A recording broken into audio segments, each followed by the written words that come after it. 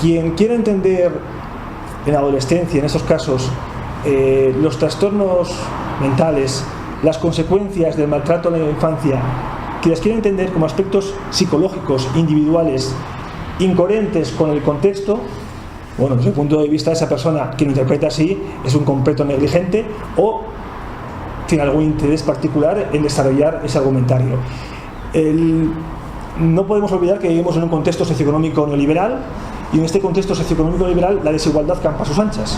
Vivimos en una sociedad tremendamente desigual en cada uno de los aspectos que nos fijemos en esta sociedad, ya sea en la sanidad, en la educación, evidentemente en la cuestión de género, cualquier área vamos a ver que hay una profundísima desigualdad, y esta desigualdad genera injusticias. Entonces la infancia en su desarrollo tiene unas características que yo creo que podemos consensuar y estaremos de acuerdo, muy particulares. Es decir, cuando una niña de 7 años, 8 años ve a un perro abandonado, algo dentro se le mueve y lo que demanda es: oye, vamos a coger a ese perrito, pobrecito, vamos a ayudarle.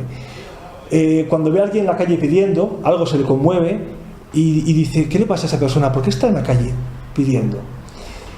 ¿Por qué no tiene casa?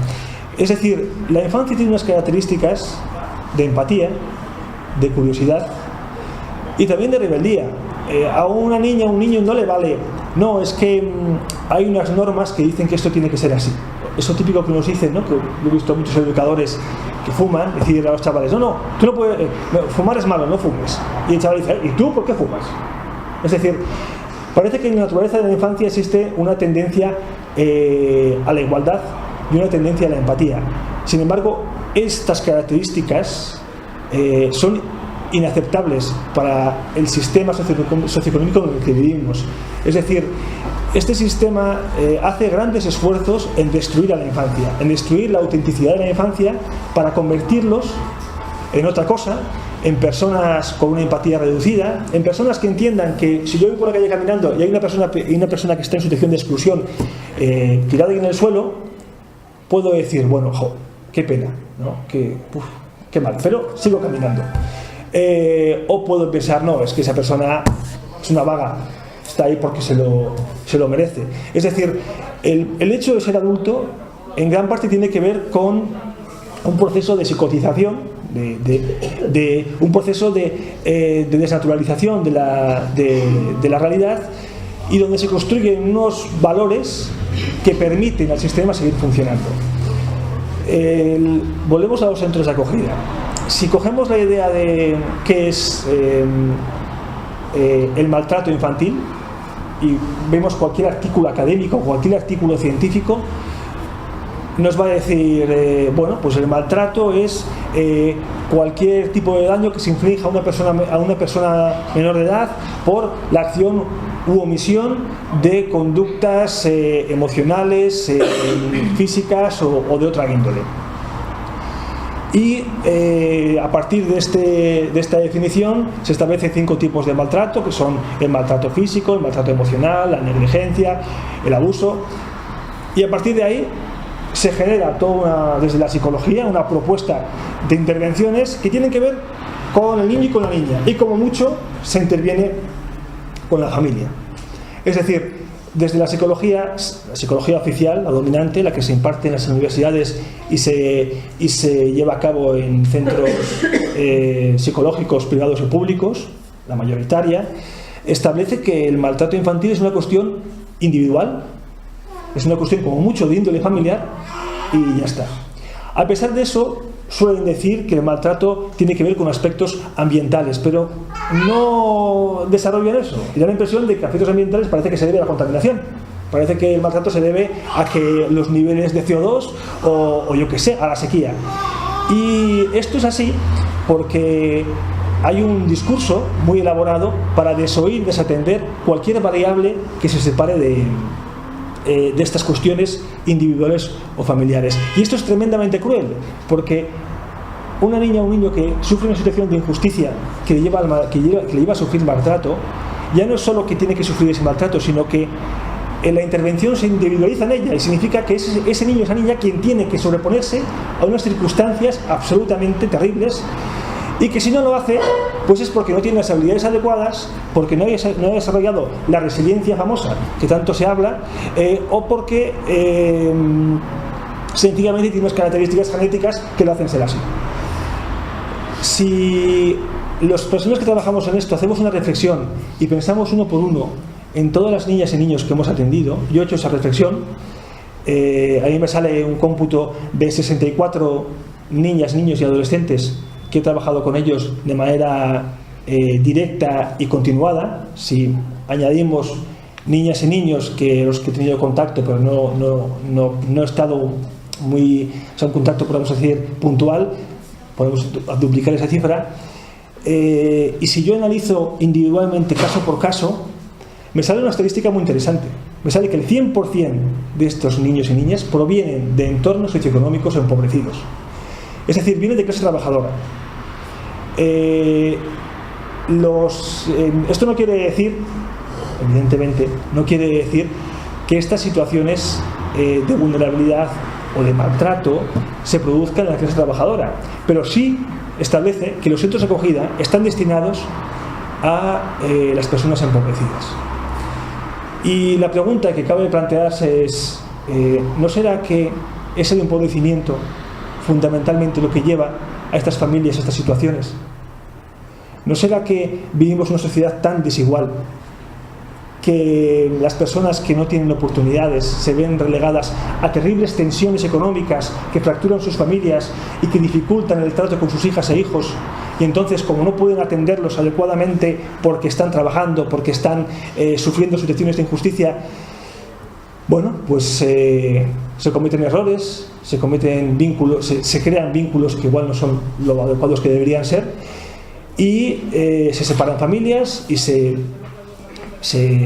culpabiliza a las familias, se culpabiliza a las niñas y niños, porque claro, culpabilizar a la sociedad y el sistema socioeconómico, eso no se va a hacer, eso no se puede poner en cuestión. Bueno, pues esta es una de las reflexiones que yo he compartido y he querido compartir, y creo que nos dice mucho de lo que pasa con el maltrato a la infancia, y dice mucho del mundo académico y del mundo profesional. Porque si bien es cierto que hay personas que trabajan en el ámbito universitario que entienden que son conscientes de esta cuestión y que tratan de expresarla, la mayoría de los artículos de investigación o pseudoinvestigación, artículos estadísticos, porque al fin y al cabo la psicología funciona como su metodología es básicamente estadística, hablan de la infancia y de las consecuencias del maltrato a la infancia y de las intervenciones a realizar con la infancia. Descubrimos que rara vez se habla de factores extrafamiliares o extraindividuales. Entonces, uno puede pensar que el mundo académico está preso de esta situación, de este sistema socioeconómico, o bien, como me han expresado a mí algunos profesores con los que he hablado, es que cuando yo hablo de factores socioeconómicos estoy hablando de política, y ellos son neutros políticamente. Yo creo que es imposible ser neutro políticamente hablando de maltrato a la infancia, es imposible. Si yo no hago una crítica expresa a variables extrafamiliares, socioeconómicas, culturales, para referirme al maltrato, de alguna manera yo me estoy alineando con la ideología dominante por no criticarla. Es decir, cuando yo escribo un artículo científico y describo la problemática de la infancia y no me planteo variables de índole socioeconómica, cultural, etcétera, lo estoy haciendo deliberadamente, y yo estoy aceptando ese marco de investigación que establece el sistema en el que vivimos. También es cierto que la universidad, no sé si lo sabéis, pero la universidad como campo, como lugar de conocimiento, está llegando en un momento de auténtico bloqueo, porque los profesores tienen que hacer artículos de investigación y publicarlos en revistas de alto prestigio, revistas académicas de alto prestigio, que solo aceptan los artículos que quieren, y además hay que pagar. Es decir, si yo quiero publicar un artículo un artículo psicológico o una revista de alto impacto que se llama, no solo tiene que gustar el artículo o estar bien hecho bajo los parámetros de esa revista, sino que además tengo que pagar un dineral para que sea publicado. Comprenderéis que aquí vamos a lo mismo, solamente aquellos profesores o académicos que tengan dinero van a poder, o que estén bien subvencionados, van a poder acceder a esas revistas de alto prestigio y ganar, digamos por así decir, una visibilidad académica. Y claro, esto es un círculo que se come la cola. Solamente pueden hacerlo los que ya lo han hecho y a los que se les deja hacer. Y esto deja fuera a aquellas personas que tengan una visión crítica de estos planteamientos. Estoy diciendo bastantes cosas. Si alguien quiere intervenir, si alguien quiere hacer alguna observación, hacerme alguna crítica, yo lo agradezco, pero bueno, voy a seguir un poco más. Y partiendo de esta base de que el concepto de maltrato está claramente sesgado, de que la idea de maltrato, la definición como terapeuta, como educadora, no me sirve para nada. Es decir, a mí que me venga un niño, no, es que tiene maltrato por negligencia emocional, ¿vale? Y llega con una problemática, pues es un niño que tiene dificultades para relacionarse, es un niño que tiene bajo rendimiento escolar, es un niño con una agresividad importante. Bueno, yo trabajaré todos esos aspectos con él a nivel individual como pueda, pero esa definición de maltrato realmente no me aporta gran cosa. Sin embargo, en cada informe que hay es lo primero que se dice, el tipo de maltrato que ha sufrido. Y la realidad es que el tipo de maltrato y su intensidad no tiene mucho que ver con lo que le pasa al niño. Una niña que sufre un maltrato severísimo, pongamos una situación de tortura, pues si nos vamos a lo más rocambolesco que podéis imaginar, cabría pensar que tendría unas consecuencias psicológicas, emocionales, físicas terribles. Y otra niña que ha sufrido una situación de negligencia o desamparo puntual, podríamos decir que sus consecuencias emocionales serían mucho menores. Bueno, pues esta lógica no es aplicable. Los que hemos trabajado con infancia sabemos que el tipo de maltrato y su intensidad no nos sirve para predecir el tipo de consecuencias que pueda tener. Y entonces, ¿para qué nos sirve esta definición de maltrato? Básicamente nos sirve para encajar a niñas y niños en unas instituciones, en unos servicios que están funcionando y que funcionan estrictamente por imperativo legal. Cabría pensar que un centro de acogida, y aquí he tenido experiencias variadas, y hay centros de acogida que funcionan, es decir, que cumplen sus funciones afectivas y de cuidado adecuadamente, y otros que funcionan rematadamente mal. Entonces, cabría pensar que si una institución pública está centrada en los derechos de niñas y niños, en el momento que se cumpliera un derecho, actuaría con una fortaleza impresionante y no permitiría que esa situación se degradara más, o sea, se perjudicara más a la niña. Sin embargo, esto no es así. Cualquier persona que haya trabajado en servicios sociales, en intervención con la infancia, sabe que el sistema de protección hace aguas, que el sistema de protección se cumple por estricto imperativo legal, porque hay una ley que dice que tiene que hacérselo, pero aparte de eso nos encontramos con muchísimas fallas en las intervenciones, nos encontramos con presupuestos raquíticos, nos encontramos con instituciones que vienen de muy atrás y que no han tenido los cambios adecuados. Todavía encontramos macroinstituciones, es decir, residencias para niñas y niños de más de 30 o de 20 usuarios, cuando lo más recomendable se sabe que hay que reducir cuanto más ese número para crear un ambiente de hogar lo más parecido a la familia. Se sabe que las condiciones laborales de los trabajadores son, ¿cómo decirlo?, indignas, y sin embargo no es una cuestión económica, porque el dinero hay. Todo el mundo conocemos qué se hace con el dinero en este país.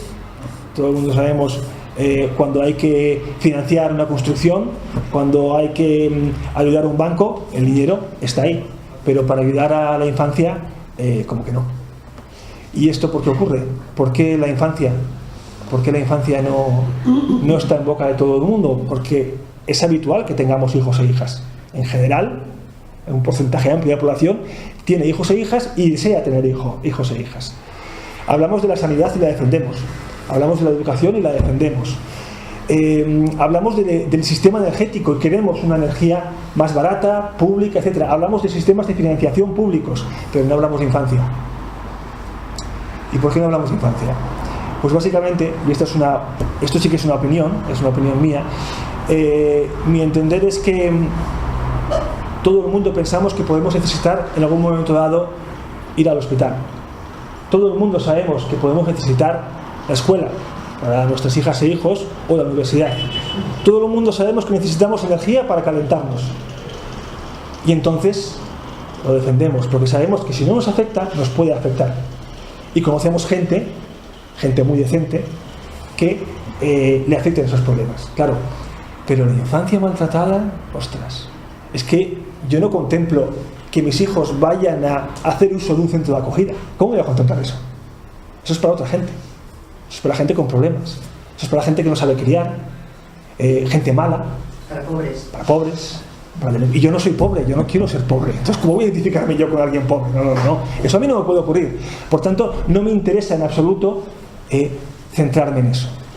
Claro, pero es que lo que ocurre es que estos centros de acogida están orientados, como decía antes, los niños y niñas que van son familias que se han empobrecido o familias que llevan mucho tiempo en situaciones de vulnerabilidad o en situación límite, por así decir. Pero claro, esto de creer que a nosotros no nos va a pasar, esto ya no vale. Es decir, ¿cuántas personas se han encontrado económicamente bien y de repente, pues por la desigualdad del sistema en el que vivimos, ese idilio económico que puedo irme de viaje o puedo gastarme dinero en unas cervezas o puedo divertirme, se rompe?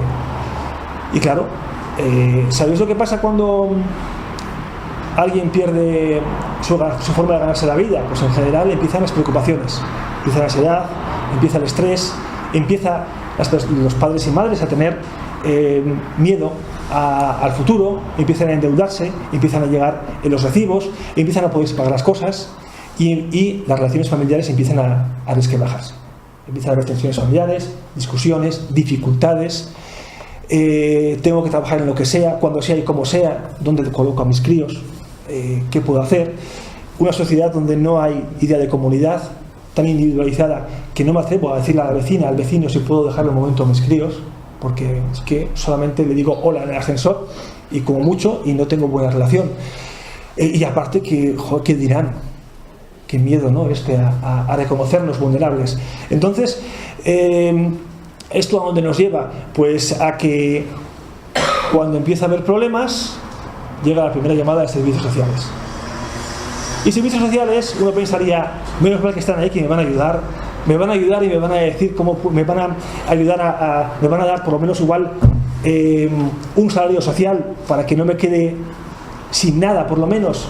No, el salario social aquí en Asturias y en todas partes tiene una cantidad de requisitos importantísimos y parece que servicios sociales va a hacer lo posible por dificultarte que obtengas el salario social y sobrevive como puedas. Pero ojo, que tus críos vayan a clase, porque si están en edad de ir a clase y no van, la llamada va a ser mucho más severa y te van a decir, y esto son palabras textuales, a ver, si el crío no va a clase y no puedes y sigues sin ir a clase, igual es que te puedes hacer cargo de él.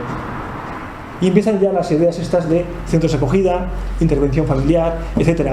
Lo que debería ser una ayuda se convierte en miedo y las personas no quieren ir a servicios sociales porque les preocupa lo que les pueden decir. Y claro, es que también las personas que están en servicios sociales o que hemos estado, a veces no somos los sensibles que deberíamos ser, porque claro, yo no me puedo reflejar en la persona que está ahí. Una doctora, una traumatóloga, perfectamente se puede ver reflejada en su paciente que se ha partido el fémur, porque claro, yo también puedo tener un accidente y me parto el fémur, entonces hablo al mismo nivel, le hablo respetándola, porque esa persona puedo ser yo. Pero yo que estoy valorando una familia donde hay alcoholismo, donde hay una situación de desempleo crónica, donde veo que esos niños no están limpios o no llevan la ropa, se llevan la ropa muy a menudo sin cambiarla, ¿cómo voy a verme yo reflejado en esa persona? No, le hablo de una situación de jerarquía y yo, profesional, le digo a esa persona desacreditada, desahuciada, sin opinión, lo que tiene que hacer con su infancia, con sus hijas e hijos. Y esto es un galimatías que a veces se convierte en una bola espeluznante y arrasa con todo. Y otras veces, pues bueno, no es así, porque depende mucho del profesional que esté ahí. Yo entendería que nadie se preocupa de la infancia porque las personas que tienen problemas con sus hijas e hijos, tienen problemas en este sentido, por una parte están desacreditadas socialmente, desahuciadas. ¿Qué criterio tiene una persona que le han quitado los hijos? ¿Alguien me escucharía en algún consejo de educación? No. Vamos a escuchar a catedráticos, a profesionales que salen en televisión, altamente cualificados y tienen 2 o 3 másters muchísimo mejor, y el conocimiento de la crianza, que es un conocimiento universal, popular, que se ha desarrollado durante muchísimo tiempo y que hay grandes conocimientos muy positivos, se desacreditan porque no hay un título detrás. La profesionalización es otro de los grandes problemas, y no por ser profesional se tiene mejor criterio sobre cómo educar, cómo criar, etc. Esas personas desacreditadas, podríamos decir, bueno, son las que tienen que luchar por sus derechos. O sea, encima que están desempleadas, encima que no tienen, que están empobrecidas, encima que están, muchas de ellas, discriminadas por cuestión de ser extranjeras o pertenecer a la etnia minoritaria, encima de tener todo tipo de problemas, tienen que reivindicar sus derechos y hacer manifestaciones. Bueno, eso yo creo que es ciencia ficción total. Las personas que no han tenido experiencias en este sentido, ni han conocido a personas que las hayan tenido, ni hayan conocido las injusticias muchas veces que se cometen, difícilmente se van a identificar con estas personas. Con lo cual, ¿quién puede defender a las personas víctimas de maltrato? ¿Quién puede defender a sus familias? ¿Quién puede defender a estas niñas y niños? Pues bueno, a mi juicio deberían ser las personas profesionales, las que trabajamos en ello. Deberíamos ser los que, ante una situación de injusticia, cuando un centro de acogida se comete una negligencia, deberíamos no pasarlo por alto y decir, un momento, vamos a ver, decirle a mi jefe, esto no puede ser, esto no puede ser. Y si no lo cambias, voy a ir directamente al juzgado y voy a poner una denuncia a ti por ser la correa transmisora y en la institución pública por hacer algo que no tiene que hacer. Claro, esto sería lo justo, yo creo. Sería lo que tendríamos que hacer las personas que trabajamos en esto. Pero no lo hacemos porque muchas veces supone aguantar mucha presión de un equipo que prefiere mirar a otro lado, un equipo de personas que trabajan en ese ámbito, y también ponerte en riesgo. Y aquí es un poco a donde quiero ir con el tercer tema que quería plantearos, que es el enfoque o el modelo de gestión de servicios sociales, concretamente los de protección a la infancia.